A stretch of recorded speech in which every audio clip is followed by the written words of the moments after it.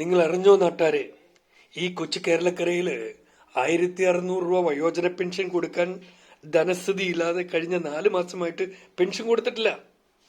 എന്നാൽ അത്രയേറെ കഷ്ടത്തിലായിരിക്കുന്ന ഈ കേരളത്തിലെ വയോജനങ്ങൾക്ക് കൊടുക്കുന്ന 1600 രൂപ പെൻഷൻ ഫണ്ടിൽ നിന്ന് അമിതമായ ശമ്പളവും അനർഹമായ പെൻഷനും വാങ്ങുന്ന 1400ഓളം സർക്കാർ ഉദ്യോഗസ്ഥർ കട്ടുതിന്നു എന്നാണ് നാം ഇപ്പോൾ അറിയുന്നത്.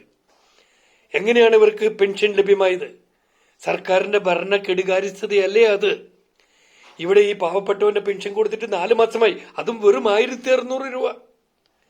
ജീവിതത്തിന്റെ രണ്ടറ്റം മുട്ടിക്കുവാൻ അങ്ങേറ്റം കഷ്ടപ്പെടുന്ന ജനങ്ങളുടെ പിച്ചച്ചട്ടിയിൽ കൈയിട്ട് വാരി സർക്കാർ ഉദ്യോഗസ്ഥരെ നിങ്ങൾക്ക് ലജ്ജയില്ലേ കട്ടുതിന്നാൻ? ഇത് പകൽക്കൊള്ളയല്ലേ? പിച്ചക്കാര് ഇതിലും ഭേദമാണ്, ഭിക്ഷക്കാര് നിങ്ങളെക്കാൾ ഭേദമാണ്.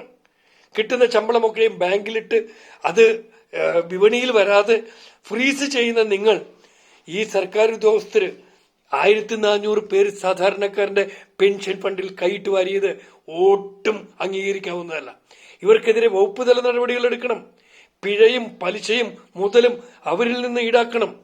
ഇവിടെ ധാരാളം വിദ്യാസമ്പന്നരായ കുട്ടികൾ ജോലിയില്ലാതെ, ഉദ്യോഗാർത്ഥികൾ ജോലിക്ക് വേണ്ടി കറങ്ങുകയാണ്. അവർക്ക് തൊഴിൽ കൊടുക്കണം. ഈ വിഷയത്തിൽ സർക്കാർ ഏറ്റവും വേഗത്തിൽ നടപടിയെടുത്തില്ല എങ്കിൽ വൺ ഇന്ത്യ വൺ പെൻഷൻ എന്ന സംഘടന കേരളത്തിൽ ഉടനീളം പ്രത്യക്ഷമായ സമരപരിപാടികൾ നയിക്കും എന്ന് നിങ്ങൾ ഓർമ്മിപ്പിക്കുകയാണ്. സർക്കാർ ഉദ്യോഗസ്ഥർക്ക് ഉളുപ്പുണ്ടോ, മാനമുണ്ടോ എന്ന് ചോദിക്കാൻ ഞാൻ ആഗ്രഹിക്കുകയാണ്.